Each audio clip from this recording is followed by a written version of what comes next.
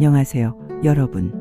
오늘도 멸치아담을 찾아주셔서 진심으로 감사드려요. 혹시 여러분은 인생에서 정말 막막한 순간을 경험해 보신 적 있나요? 앞뒤가 꽉 막혀서 어디로 가야 할지 모르겠고 모든 선택지가 최악으로만 보이는 그런 절망적인 순간 말이에요. 오늘 여러분께 들려드릴 이야기는 바로 그런 극한 상황에서 벌어진 놀라운 반전담이에요. 조선시대 한 여인이 보여준 기막힌 순발력과 지혜가 온 가족의 운명을 180도 바꿔놓은 실화 같은 이야기죠. 이 이야기를 들으시면 어떤 위기 앞에서도 희망을 잃지 말아야겠다는 용기를 얻으실 거예요. 자, 그럼 지금부터 시작해 볼까요? 조선 후기 경상도 어느 산골 마을에 이박사라는 선비가 살고 있었어요. 이름에 박사가 들어가긴 했지만 사실 가난뱅이 선비였죠. 태어날 때부터 팔자가 사나웠던 이 박사는 10살의 아버지를 15의 어머니를 연달아 잃었어요. 친척들마저 모두 등을 돌려서 혼자서 살아가야 했죠. 그래도 이 박사에겐 한 가지 자랑거리가 있었어요. 바로 학문에 대한 깊은 애정이었습니다. 비록 지금은 가난하지만 언젠가는 벼슬길에 올라 떳떳하게 살아갈 거야. 이런 꿈 하나로 버텨가며 밤낮 없이 책을 붙들고 살았어요. 그런 이 박사에게 26 되던 해 운명 같은 만남이 찾아왔어요. 바로 이웃 마을의 명기 출신 소양과의 만남이었죠. 소양은 원래 기생이었지만 어떤 사연으로 기방을 나와 혼자 살고 있었어요. 그런데 이 여인이 정말 범상치 않았어요. 얼굴은 달빛 같고 마음은 꽃잎 같았죠. 게다가 온갖 재주에 능했어요. 이런 여인이 나 같은 가난뱅이와 함께 살겠다고? 정말 꿈만 같아. 이 박사는 매일 꿈인지 생시인지 확인했어요. 소양은 남편의 뒷바라지에 최선을 다했어요. 자수와 침선으로 돈을 벌어 생활비를 보태고 이 박사가 공부에만 전념할 수 있도록 모든 걸 뒷받침했죠. 여보, 저는 괜찮아요. 낭군님만 학문에 정진하셔서 출세하시면 그걸로 좋게요. 소양의 환한 미소를 볼 때마다 이 박사는 가슴이 뭉클했어요. 그렇게 3년의 세월이 흘렀습니다. 어느덧 정월대보름이 다가왔어요. 소양이 조심스럽게 입을 열었어요. 여보, 제가 여기 온 지 벌써 3년이 되었는데 그동안 고향 땅을 한 번도 밟아보지 못했어요. 아, 그랬구나. 내가 너무 이기적이었네. 이 박사는 마음이 아팠어요. 아내가 자신 때문에 얼마나 많은 걸 포기했는지 새삼 깨달았거든요. 이번 대보름에는 꼭 고향에 가서 성묘도 하고 옛 친구들도 만나보고 오자. 정말요? 고마워요, 여보. 소양의 얼굴이 꽃처럼 피어났어요. 문제는 고향까지의 거리였어요. 걸어서는 일주일도 넘게 걸리는 먼 길이었죠. 그래서 이 박사는 몇 달 동안 모은 돈으로 조랑말 한 마리를 샀어요. 소양아, 내가 말을 타고 내가 걸어서 따라갈게. 안 돼요. 당신도 같이 타세요. 괜찮아. 남자가 이 정도는 해야지. 이렇게 부부는 긴 여행길에 올랐어요. 사흘을 가다 보니 해가 지고 있었어요. 그런데 아직 마을까지는 한참 더 가야 했죠. 소양아, 오늘은 우리 어디서 쉴까? 저기 불빛이 보이네요. 가서 하룻밤 쉬다 가요. 멀리 한옥에서 등불이 깜빡거리고 있었어요. 부부는 그 집으로 향했죠. 계십니까? 길 떠난 나그네인데 하룻밤만 머물게 해주시면 안 되겠소? 집주인은 흔쾌히 방 한 칸을 내어주었어요. 이 박사와 소양은 감사한 마음으로 잠자리를 펼쳤죠. 그런데 한밤중 갑작스럽게 말굽소리와 함께 웅성웅성하는 소리가 들려왔어요. 이상하네. 이 밤중에 웬 소란이지? 이 박사가 긴장하며 일어나 호롱불을 켰어요. 그 순간 방문이 쾅 하고 열리더니 거대한 체구의 남자가 당당히 들어왔어요. 그 남자는 정말 압도적이었어요. 키는 장대 같고 어깨는 문짝 같았으며 눈빛은 독수리 같았죠. 이 박사는 간담이 서늘해졌지만 애써 담담한 척 일어나서 맞았어요. 누구시기에 이렇게 한밤중에 남의 방에 들어오시오? 그 남자는 이 박사를 쭉 훑어보더니 큰 웃음을 터뜨렸어요. 하하, 놀라지 마시오. 선비님, 나는 이 일대를 주름잡는 최호걸이라는 자요. 호걸이라고요? 이 박사의 목소리가 떨렸어요. 그렇소이다. 내 아래 800명의 의형제들이 있고 금은보화가 창고에 가득하오. 이 세상 그 무엇도 부럽지 않은 사람이요. 최우걸은 거만하게 가슴을 펴며 말했어요. 하지만 오직 한 가지, 내게 없는 것이 하나 있어. 그게 뭐요? 바로 현숙한 아내요. 30 중반의 나이가 되도록 혼례를 올리지 못했어. 이 험한 산중에서 살다 보니 내 안목에 맞는 여인을 만날 기회가 없더군요. 이 박사는 불길한 예감에 온몸이 오싹해졌어요. 최우걸이 이어서 말했어요. 그런데 바람에 들리는 소문이 있더군요. 선비님의 부인이 절대 미색의 인품까지 훌륭하다고 말이요. 그게 당신과 무슨 상관이요? 선비님의 아내를 제게 양보해 주시오. 이 박사는 귀를 의심했어요. 무슨 소리인지 이해할 수가 없었거든요. 미친 소리 마시오. 어찌 남의 아내를 탐하는 것이오. 미친 소리가 아니요. 나는 진심으로 말하고 있어. 최우걸의 목소리가 으르렁거렸어요. 선비님은 학식이 있으니 한양에 가서 얼마든지 새 아내를 맞을 수 있을 것이요. 나는 그 대가로 황금 1000냥을 드리겠어. 어떻소? 나쁘지 않은 거래 아니요? 터무니없는 소리오. 사람이 어찌 물건처럼 거래될 수 있단 말이오. 이 박사가 분노로 목소리를 높였어요. 최우걸은 전혀 개의치 않고 오히려 더 큰 소리로 웃었어요. 세상 물정 모르는 소리 마시오. 1000냥이면 기와집도 사고 논밭도 사고 더 나은 아내도 맞을 수 있어. 돈이 최고여, 돈이. 절대 불가능하오, 절대로.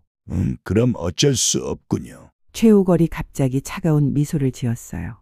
사실 나는 예의상 묻는 것뿐이요. 어차피 내 뜻대로 할 것이니까. 거절하시면, 선비님 목숨도 장담할 수 없어. 정말로 밖에서는 수많은 발소리와 칼 부딪히는 소리가 들려왔어요. 이때 벽 너머에서 소양의 다급한 목소리가 들렸어요. 여보, 저들은 무법자들이에요. 어떻게 맞설 수 있겠어요? 소양의 목소리가 공포로 떨리고 있었어요. 이 박사는 주먹을 불끈 쥐었어요. 죽음이 두렵지 않소. 내 목숨을 바쳐서라도 당신을 지키겠소. 그런데 갑자기 소양이 울음을 그치고 차분한 목소리로 말했어요. 여보, 잠깐만 제 이야기를 들어주세요. 소양아. 우리가 어떻게 살아왔는지 생각해보세요. 항상 끼니를 걱정하고 추위에 떨며 살아왔잖아요. 자식도 없고요. 그게 지금 무슨 말이오? 만약 제가 저분께 간다면 낭구님은 황금 1000냥으로 부자가 되실 수 있어요. 그리고 훨씬 더 좋은 분과 재혼하실 수도 있고요. 이 박사는 소양의 말이 믿어지지 않았어요. 소양아, 지금 무슨 말을 하는 거야? 저 역시 그분과 함께 가면 풍족하게 살 수 있을 거예요. 지금처럼 궁핍하지 않을 테니까요. 소양은 이미 체념한 듯 보였어요. 하지만 소양은 알고 있었어요. 거절하면 남편이 죽을 수도 있다는 걸요. 그리고 자신은 어차피 끌려가게 될 거라는 걸요. 그렇다면 차라리 순순히 따라가서 남편의 생명이라도 구하는 게 낫다고 판단한 거죠. 이 박사는 온몸이 떨리며 아내를 말렸어요. 안 돼. 절대 안 돼. 어떻게 널 보낼 수 있겠냐? 하지만 소양은 더욱 확고해졌어요. 당신이 완강히 거부하시면 저는 결국 겁탈당하고 끌려갈 거예요. 당신도 무사하지 못하고요. 그럴 바에야. 이 박사는 절망에 빠졌어요. 아내 말이 맞다는 걸 알면서도 받아들이기가 너무 힘들었거든요. 결국 이 박사는 고개를 숙이고 방에서 나왔어요. 최오걸이 흡족한 표정으로 말했어요. 현명한 판단이요. 역시 당신 부인은 소문대로 슬기롭군요. 그리고 부하를 불러서 지시했어요. 부인께서 단장하실 수 있도록 시간을 드려라. 화장도 하고 의복도 갈아입을 수 있게. 이 박사는 완전히 넋이 나간 채로 구석에 주저앉아 있었어요. 이 모든 상황이 악몽이길 바랐지만 냉혹한 현실이었죠. 2시간가량 지났을까요? 방 안으로 황금 1000냥이 든 보자기가 들어왔어요. 그리고 잠시 후 소양이 모습을 드러냈어요. 이 박사는 아내를 보는 순간 바닥에 엎드려 통곡했어요. 소양아. 하룻밤 만에 이런 비극이 벌어지다니. 세상이 무너지는 것 같았어요. 밖에서는 말소리와 함께 점점 멀어져가는 발자국 소리가 들렸어요. 소양이 무법자들과 함께 사라져가는 소리였죠. 최우걸이 마지막으로 한마디 던졌어요. 너무 슬퍼하지 마시오. 황금 1000냥이면 무엇이든 할 수 있어. 그리고는 우렁차게 웃으며 어둠 속으로 사라졌어요. 이 박사는 텅 빈 방에서 하염없이 오열했어요. 황금 1000냥으로 어떻게 소양 같은 아내를 다시 만날 수 있단 말인가? 내 인생은 끝장이구나. 얼마나 울었을까요? 문득 소양이 머물던 안방이 그리워졌어요. 마지막으로라도 아내의 흔적을 보고 싶었거든요. 이 박사는 비틀거리며 안방으로 향했어요. 그런데 이 박사는 눈을 크게 뜨고 다시 한번 보았어요. 분명히 떠났을 소양이 그대로 앉아 있는 게 아니겠어요. 소양아? 이게 대체 어떻게 된 일이야? 소양이 엷은 미소를 지으며 말했어요. 여보, 많이 놀라셨죠? 아니, 어떻게 분명히 나갔는데. 제가 꾀를 부린 거예요. 소양이 차근차근 설명해 주었어요. 사실 저에게는 시녀가 하나 있어요. 작년 겨울에 굶어 죽어가던 가엾은 아이를 거둬 기른 아이죠. 아, 그 아이, 저와 얼굴이 비슷해요. 그래서 제가 그 아이를 곱게 꾸며서 저 대신 보낸 거예요. 이 박사는 입을 다물 수가 없었어요. 뭐라고? 더구나 그 아이에게는 오히려 더 나은 기회예요. 여기서 천대받으며 사는 것보다 호걸의 부인이 되어서 귀하게 사는 게 훨씬 좋으니까요. 소양의 기발한 임기응변이었어요. 그럼 지금 호걸과 함께 간 건 네, 그 시녀예요.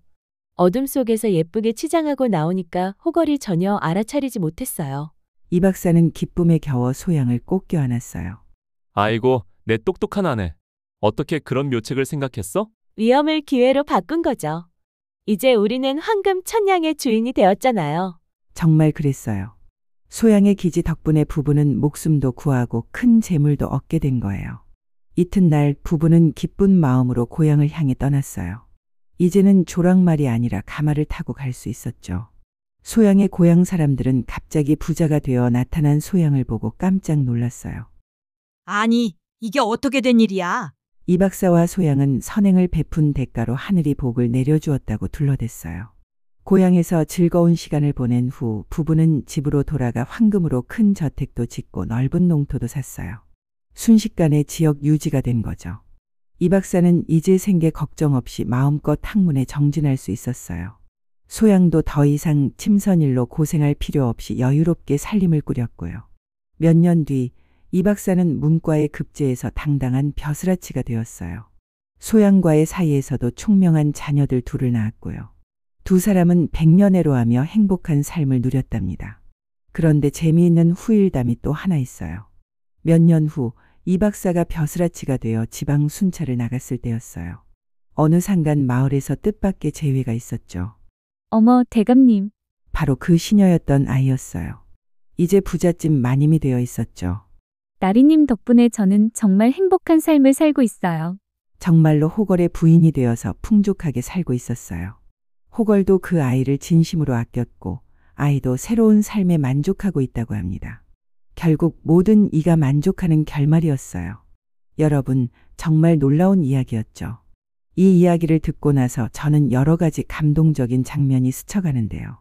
무엇보다 소양의 놀라운 기지와 순발력이었어요. 절체절명의 위기 상황에서도 절망하지 않고 창의적인 해결책을 찾아낸 거죠. 정말 위기를 기회로 바꾼 완벽한 사례라고 생각해요. 그리고 부부간의 진정한 사랑도 감동적이었어요. 소양은 남편을 살리기 위해 자신을 희생하려 했고 이 박사는 아내를 지키기 위해 죽음도 불사할 각오를 했죠. 이런 게 진짜 부부애가 아닐까 싶어요. 마지막으로 모든 사람이 행복해진 결말이 정말 따뜻했어요.